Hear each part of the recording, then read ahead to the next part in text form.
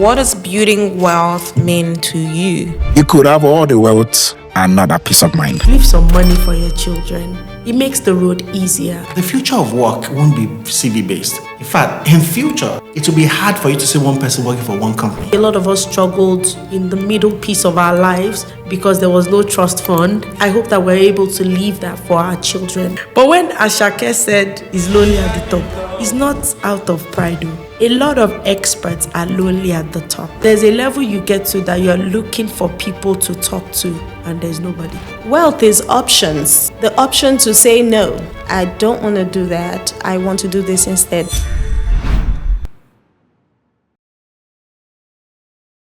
What does building wealth mean to you as a person, as Mr. Salami? What does it mean for you to build wealth? Building wealth to me is, I believe building wealth is a sacred responsibility. Yeah. As an immigrant, as a Christian, I believe, that there's a scripture that says that a man should, you should make wealth, create wealth for the next generation, right? Yeah. I mean, I'm paraphrasing. Mm-hmm. I believe it is a responsibility that we need to take seriously. And honestly, we are actually doing better because we all know how our parents did, right? Mm-hmm. Many of us we are multiples, we are way ahead of that curve, right? Mm-hmm. But the next level is we need to aim to the next level where, you went to school here, you finished, you had to look for a job and all of that. One of the reasons why I do what I do in Midlothian is by the time my daughter is 11 now, by the time she's 21 or 22, wanting a job, I think it's really been very, very interesting because I don't see her going through the stress I went through, right? Mm-hmm. Imagine having a bot seat at Anthropic or having access to Sam Altman, right? At that point, your children should not be writing a CV. Yep. Right? Because one of the things we are doing, and this is already active. At Midlo, we have a Gen X community where we are having our kids who are in high school. Some of them are even in middle school. Okay. We're already interning with some of these companies. Some of our companies in our portfolio. Really? Oh, yeah. Because the future of work won't be CV based. In fact, in future, it will be hard for you to see one person working for one company. It will be more like a 1099. Where you'll be like, okay, today I'm going to work for Dumebi. Mm-hmm. I'm spending 2 hours there. And my rate is 2K. Mm-hmm. Tomorrow I'll do Anthropic, right? Mm-hmm. Because, in fact, in the future, there might not even be work. If we get to AGI, right? But the idea is that to ensure that whatever we are doing, what the right answer to that is legacy. To ensure that whatever we're doing, whatever experience we are coming together, we're not letting it drop. We are deliberately curating it. Like when I'm on calls screening deals, my daughter sits with me. Most time you won't know. She's just quiet. And when I'm done with those calls, she'll be like, so this person is asking for 200K at this valuation. I'm like, okay, so do you think it's a good idea? She wasn't really so I know kids are very thorough. I don't like the way she answered this question. I'm like, okay. That's right? Powerful. It is powerful, right? Because as parents, we shouldn't just be okay with building the wealth. We need to let them see it. Mm-hmm. We need to my daughter wanted $5 from me yesterday. I'm like, okay, I don't have $5 for you. She's like, can I make you dinner? I said, yes, now you're talking. And guess what? This morning she was like, so where's my $5? I'm like, you promised. Immediately she said, promise. Okay, I cannot break this promise for her. I have to go, bring the $5 and give it to her. Mm-hmm. Right? Let them understand that you don't get nothing for something for nothing. Yeah. And wealth creation is not just through salary. It's access to value. Yeah. The reason why we invest in Anthropic and all of that is because we are seeing the tools they are building. We're seeing the values. The reason why we raise that much for Anthropic is not necessarily because our network is fantastic. It's because the idea itself is awesome. Mm-hmm. Right? As a parent, I think we owe it to them. Because that's a mistake I think some of our parents made. Mm-hmm. They shielded us from so many things. Yeah. That's one of the reasons why we live on a farm. Because I wanted them to understand that, when you see the chicken or whatever, it's not magic. It's not from a machine. You see the process. The chicken has given up his life to be on your plate. Yeah. There's a sacrifice within that process. Mm-hmm. And letting them, understand the way the bacon is made. I think it's more important than just dashing them money. What does building wealth mean to you? Owning my time is building wealth for me. Being able to afford, I have 3 boys. My kids are gluten free. They partially dairy free. One of them drinks milk. They're egg free. There's so many things they don't eat. So the things they do eat are very expensive, but they eat what they eat and they love what they love. You know what I mean? So their foods are very limited. So I want my kids to have everything. My husband and I feel like our kids are a priority in many ways. To give them whatever they want, the best that they want. They're very intelligent kids. They're very fun. They're very happy, and they're very kind-hearted kids. And I prayed that. I prayed it a lot for compassionate kids that have a heart of compassion, not pity for their parents, but compassion. If kids have compassionate hearts towards people growing up, and as they grow older, I pray they keep it.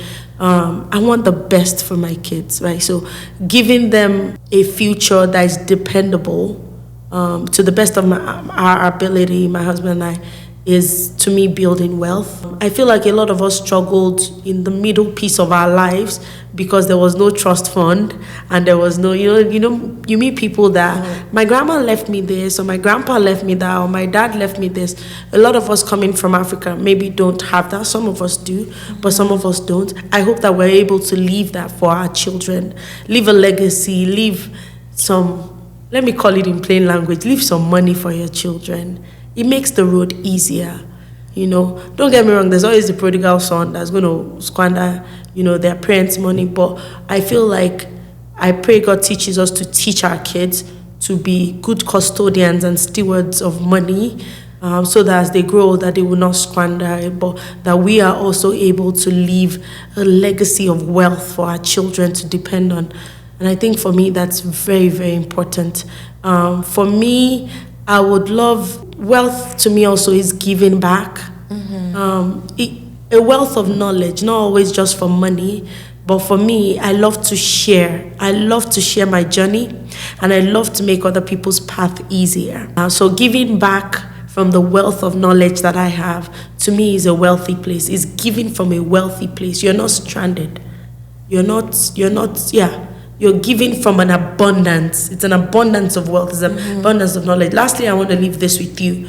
For anybody listening and everybody wondering, everybody's looking for clarity in 2026. And people are confused on what to do. I pray clarity. I always say this. I pray clarity for people. I don't feel like you're too behind or too late in the game to start whatever aspirations or entrepreneurship journey that you want to start. No time is wasted, but you need a little bit of focus. And I pray for people that the journey ahead, you have clarity, you have wisdom, but most importantly, something someone told me last year. He had never met me. He met me at a get-together for businesses, and he held my hand. He said, "What do you do?"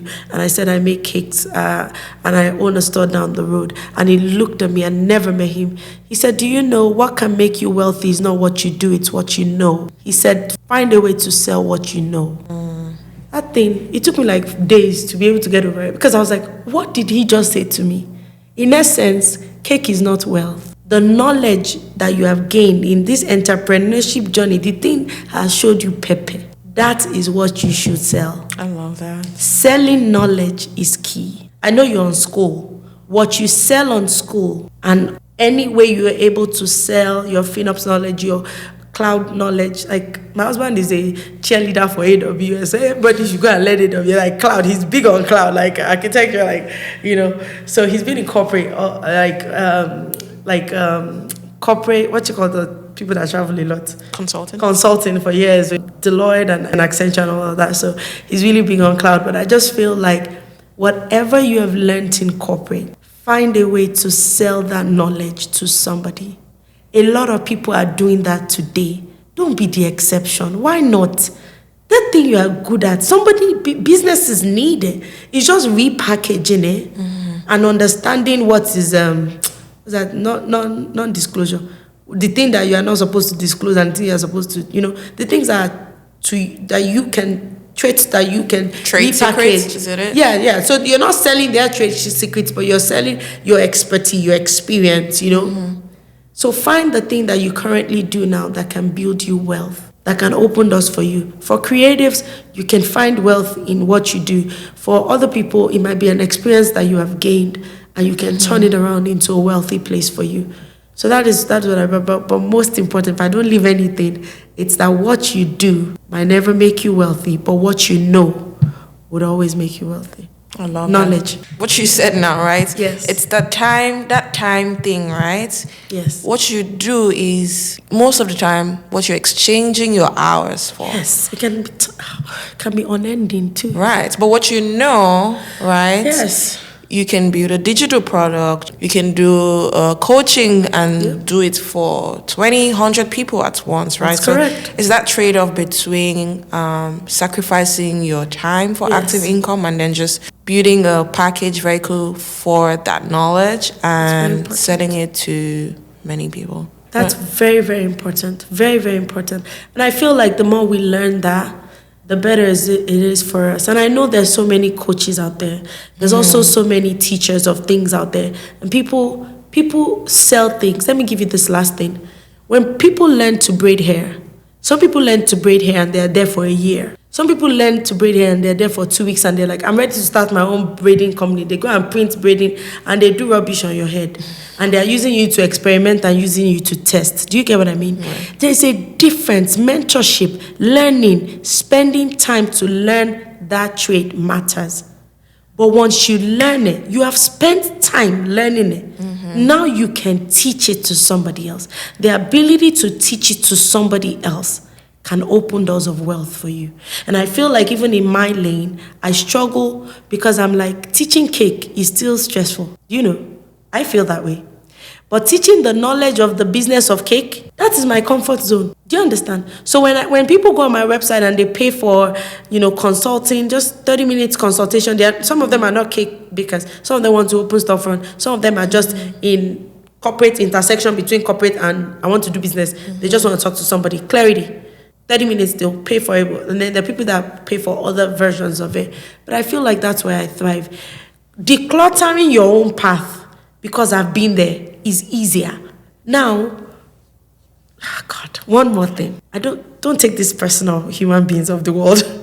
But when Ashake said he's lonely at the top, it's not out of pride though.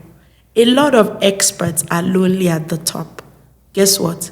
You don't have anybody to teach you nothing. In your field, there are some times that, depending on what you do, you might find people in your lane that are willing to help you declutter or clarify your path. But there's a level you get to that you're looking for people to talk to, and there's nobody. There's always somebody out there, but it's just harder to find. It's harder to find people at your level to be like, please, I have this store, and I do this thing, and I do this thing, but I want to go to this phase of my business. Can you help me? And then they're just like, nobody. So it can be lonely at the top in that sense. But ultimately, I feel like still teaching what you know is the path to great wealth. What does building wealth mean to you? Building wealth is not just about money. Building wealth is about family, to be able to spend time with my family, my husband, my children. So you mentioned that earlier, just having the time. Where would you have the time to spend with the kids? That's what wealth is to me. Creating that time to spend. Freedom. The freedom. Wealth is freedom. Wealth is options, the option to say no. I don't want to do that. I want to do this instead. The option to say yes. The option to be able to build, to create without worrying about the financial burden. Because people have the ability, but they may not have the financial cushion. Yes, to be able to say, you know what, I'm going to venture out. If you have that financial cushion to venture out into something, that's wealth. So if I am able to, yes, I'm in childcare, but then there's this property here that is a good deal that I can get, and I'm able to do that without worrying about bills, without worrying about, my children, how are we going to eat if I do that? It's a good opportunity, but I can't do it because I don't have the money. If you're able to do it and your kids and your family is still good, that's wealth. I love that. Wealth is peace of mind, peace of mind. Wealth is legacy. If you're able to leave something behind for your children, not just inheritance, but, your wisdom, your knowledge. That's wealth. So there's something I always say, like, it's not what you have left for the children. It is what you left with them before you left. Does that make sense? Yep. So you're no longer here, but did you leave something for It's them? not just about the things. Yes, it's not just about things you left for them, is what you left for them intellectually. Wisdom, Yep. knowledge, you know? So that's what wealth means to me.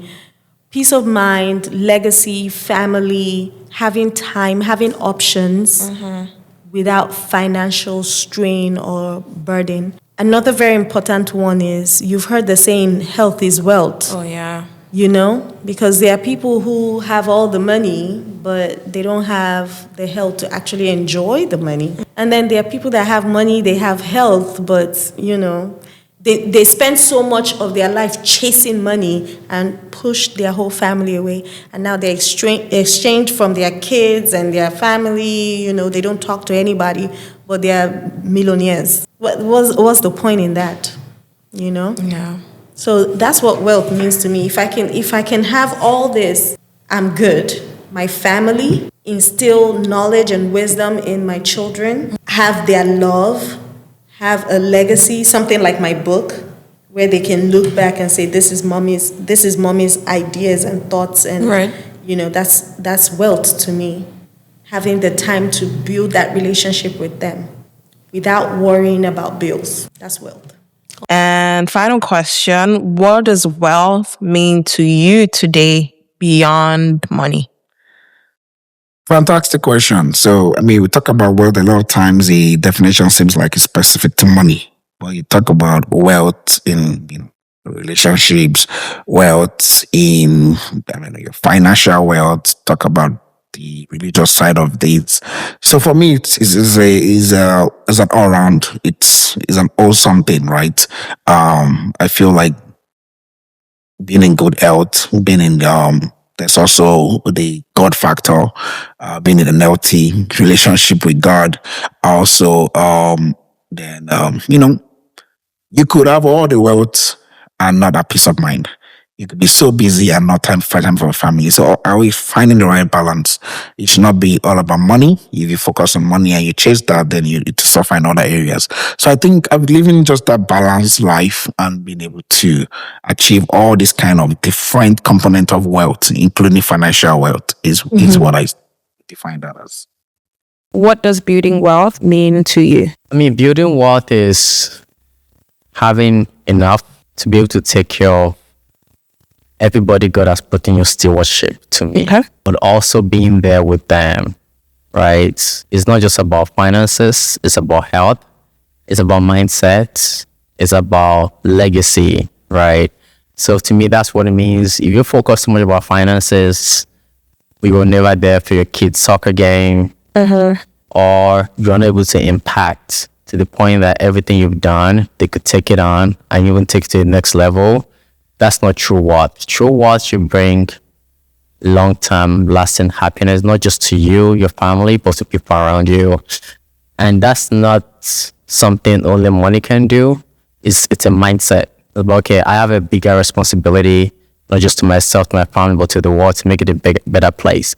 So when you're building wealth, you're building with that mindset. And when you do that, you actually tend to build wealth, because the world needs people that are creating value, right? So, and the world needs people that really care. So when you do that, you just attract wealth. You don't even have to fight for it. So I think it starts from how you think about life and what you really care about.